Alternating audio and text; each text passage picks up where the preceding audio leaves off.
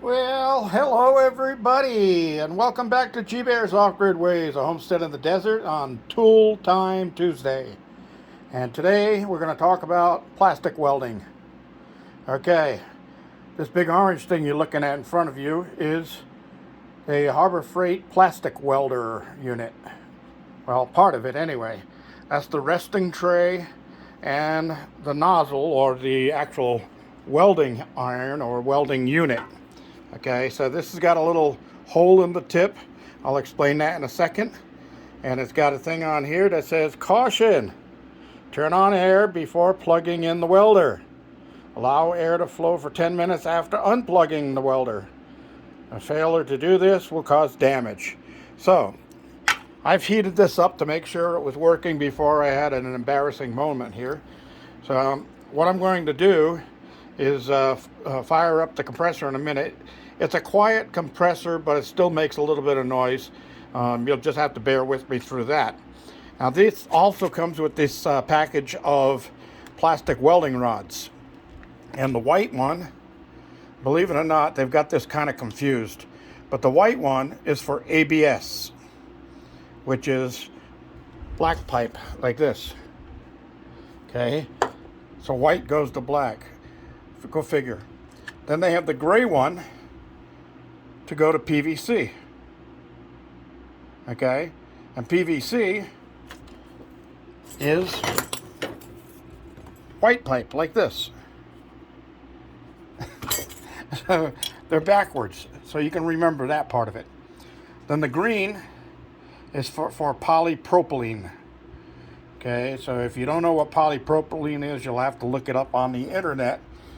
You do have some items that are polypropylene. Now, what I'm going to be repairing today is something that just happened this morning. I had to go get water to the chickens, and when I grabbed this unit to unscrew it, the ear broke off right there. And with the ear broke off, if any air can get inside of this thing when it's attached to its base, water will just keep on running out of it. It works by causing a vacuum in this unit, so the water can't come out until they break the air batch at the bottom where the bottom piece is on. They let a little air in, then more water comes out. Now, I've repaired this one before, as you can see over here, and it looks pretty messy. Well, that's because I found a new secret to welding these types of plastics. When you're not sure exactly what kind of plastics you're dealing with, excuse me, I got to get this back in frame here. When you're not sure exactly what type you're dealing with, then what I found is if you have some of that same plastic around, cut a couple of strips off like I did here. Okay, now make sure that when you're going to use that, when these things dry out in the sun, they get brittle like that. If they're brittle, you don't want to use it. But this side, as you can see, is flexible. It's not breaking. So I can use this side of this one as my welding rod. That's the best way to do it, is if you're using the same type of plastic.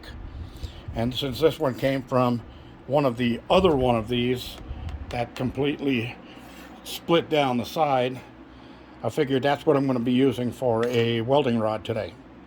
All right, so I've got to fire up the compressor, but I first want to show you. Okay, the unit comes with the tray, the resting tray, the rods, instruction manual, and there's the model number in case any of you want to look it up on Harbor Freight. Now that number may have changed because I bought this a long time ago, and they've modified and made newer models and changed the model number on them, of course. So anyway, it comes with this long 10-foot hose, and this is a combination hose and cord.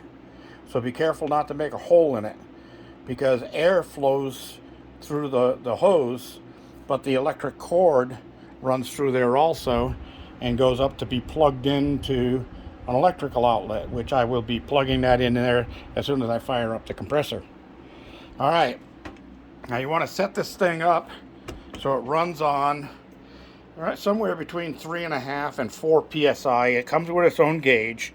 I like to use the compressor to adjust it and just leave this knob in place the way it is. So what I'm going to do is set my tripod down. You know how I know it's a tripod is because I'm trying. Yeah, that's another one. One more thing.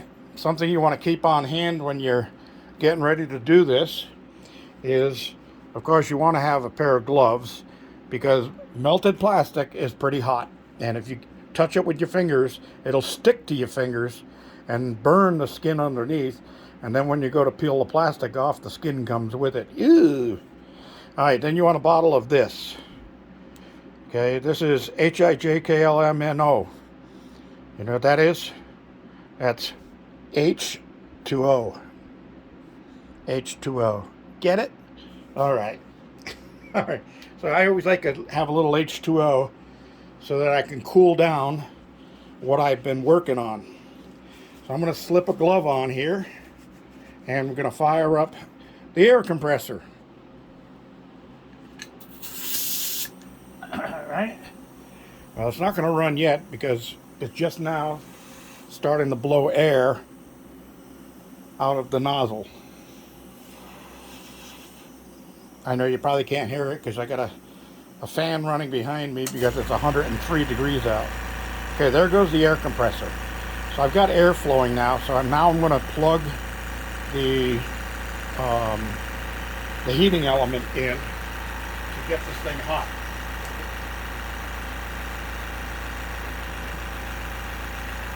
All right. Now, while I'm doing that, I've got some more HIJKLMNO here, right here, and I want to take a drink of that one.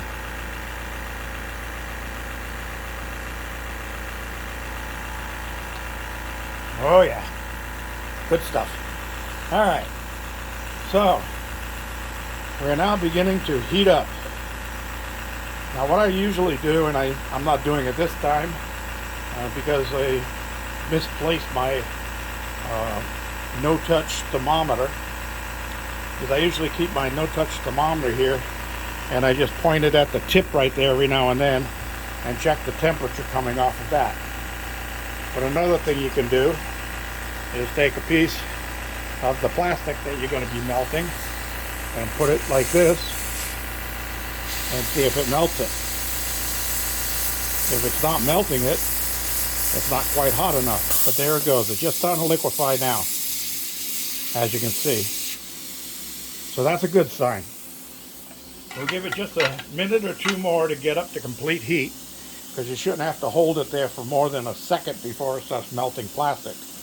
In the meantime, let me move this over to where we're going to be working here so you can see better.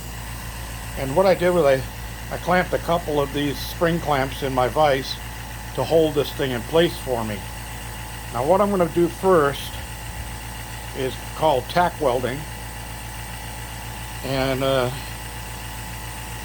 see, is this going to work here? I should have got my taller unit. Maybe if I shorten the legs. Oops.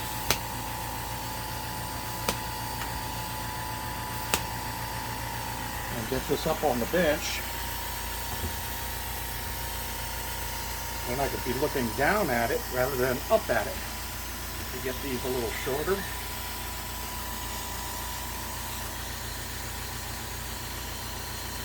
Hey, you guys are getting a look around here, huh? Anybody getting dizzy yet? All right, let's see if this will work. Oh, look at that. All right.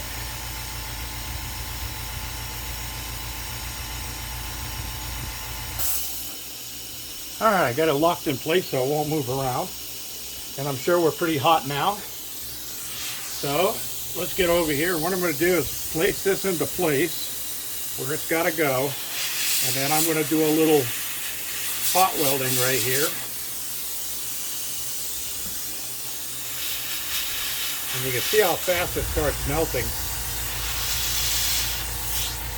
Okay. Now I'm going to use some of my H2O. Oops. Forgot to turn it on.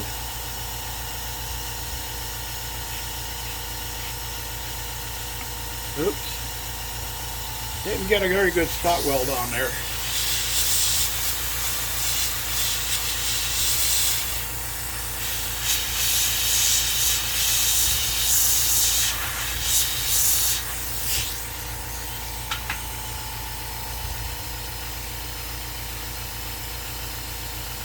Yeah, that time it worked. Alright. So we'll get some of that water dried up around where I'm going to be welding.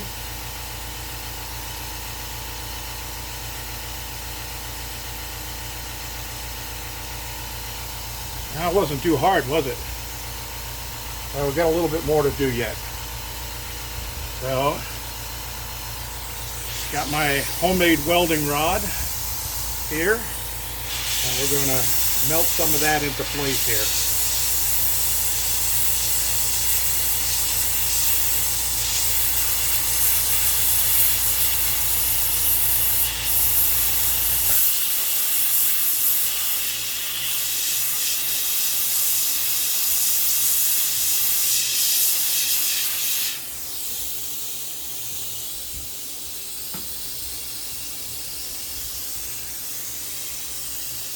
Okay,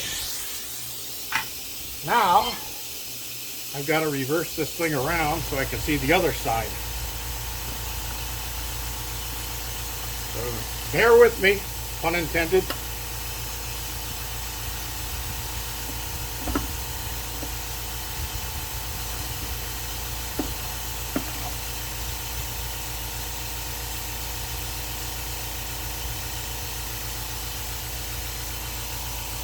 Alright, now I gotta go back to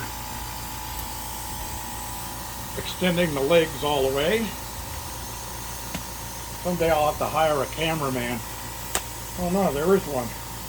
That's the guy that you see every now and then in my videos. I'm a wise guy, I know it. Alright.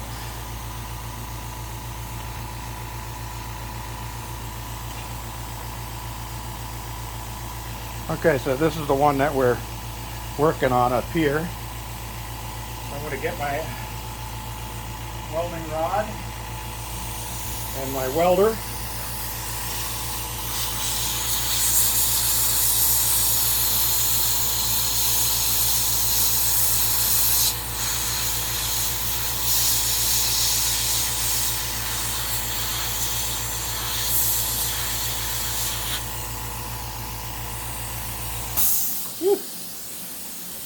Flip the handle over.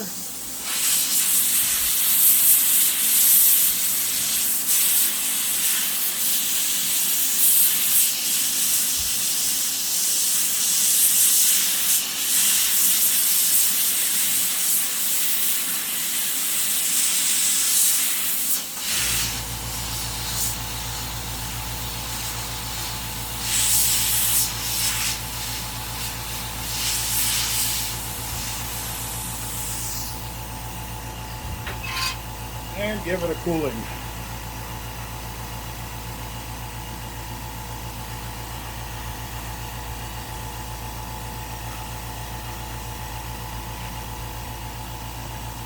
Okay, so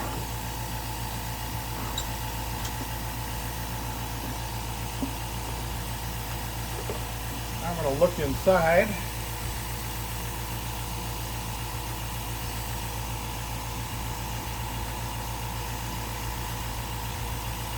Looks like I've got a pretty good coverage there.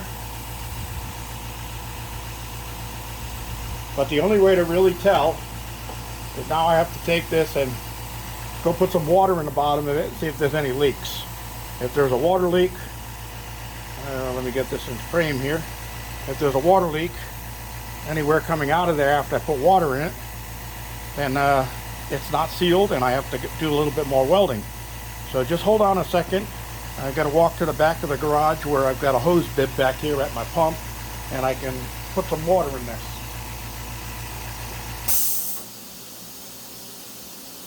Yeah, I'm still with you.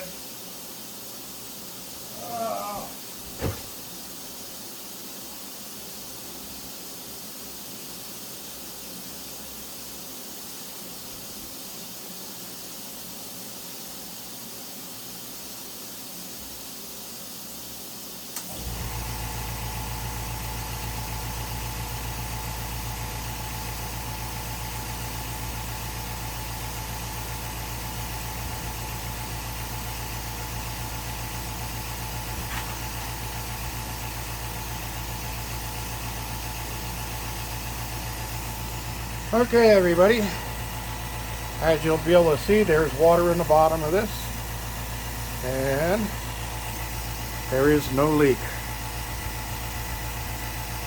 So one successful weld, and I get a little more life out of my waterer. So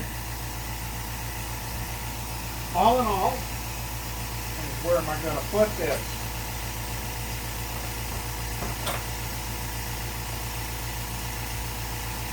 All in all, bottom line, great little tool. Something that comes in handy when you're living off grid and you got to drive half 100 miles to get replacement stuff, and you need it. Like right now in the middle of a heat wave, this thing had to go out on, crack on me, and the chickens will go through one of those containers of water a day. So I always keep 3 of those in their run so nobody goes without water. So that's an important thing to have. Great little tool. I just unplugged the heating element for this thing, so I gotta let the air run for another 10 minutes before I can shut the air compressor off. But I'm not going to keep you guys hanging on for that right now. Alright, everybody, that's it for Tool Time Tuesday. Questions and comments down below. Anything else you'd like to know? If you want to know where you can get an HIJK element and O, that's something I can probably help you with. But yeah, handy stuff to have. This is G-Bear reminding you, thumbs ups down there. Subscribe and share down there. And this is also G-Bear signing off.